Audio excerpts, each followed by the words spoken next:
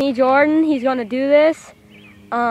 His first day of BMX. He's a lot of talent. He's a lot of balls, and he's not goony. He actually has some skill. I'm not shitting you. He's 7. First day of BMX. He got this. Oh, overshot it with skill and style. Yeah, what's up? What's up? Was that fun? Yeah. Give me knuckles. Have 5 too. You get adrenaline rush? Yeah. Cahooters drop? No. No. It's a regular jump. Yeah. Just feeling it? Yeah.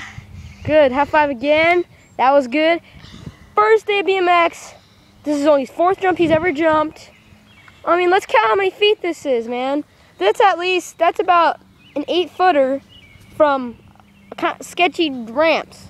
1 foot and 1 millimeter. A jump like that. I know, yeah, it's sketchy. Good job. What do you want to say to the camera? What's your advice for new learners that need to get fast, need to get really good quick?